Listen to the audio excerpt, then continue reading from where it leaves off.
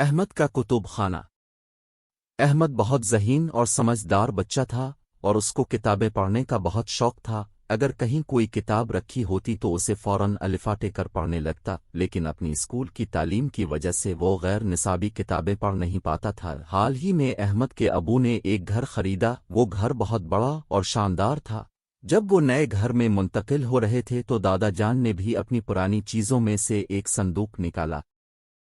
احمد نے پوچھا، اے دادا جان، اس صندوق میں کیا ہے؟ دادا جان نے کہا، اس میں میری کتابیں ہیں۔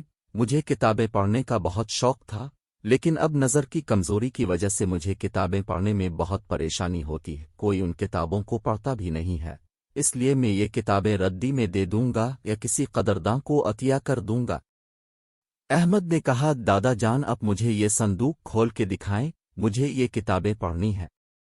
دادا نے جب صندوق کھولا تو اس میں اسلامی کتابیں، ڈرونی، مزاحیہ کہانیاں، سفر نامے، معلوماتی کتابیں، مشہور شخصیات پر لکھی گئی کتابیں، ناول اور بہت سارے ہمدرد نونہال اور لغات بھی موجود تھیں۔ یہ سب دیکھ کر احمد کو بہت اچھا لگا اور اس نے کہا، دادا جان، کیا میں یہ ساری کتابیں لے سکتا ہوں؟ دادا نے کہا، ہاں بھائی، کیوں نہیں۔ جب وہ نئے گھر گئے تو احمد نے اپنے ابو سے کہا، میں ایک کمرے کو مطالعے کے لیے مخصوص کرنا چاہتا ہوں۔ دادا کی اتنی ساری اور اتنی اچھی کتابیں ہیں اور میرے پاس بھی بہت سی کتابیں ہیں، ہم اپنے ایک کمرے کو دیرال مطالعہ بنا لیتے ہیں۔ ابو کو احمد کی یہ بات بہت اچھی لگی اور انہوں نے ایک کمرے میں بہت سی الماریاں لگا دیں اور ان میں کتابیں رکھ دیں اور کچھ صوفے رکھ دیے اور میز لگا کر اس پر ایک کمپیوٹر بھی رکھ دیا۔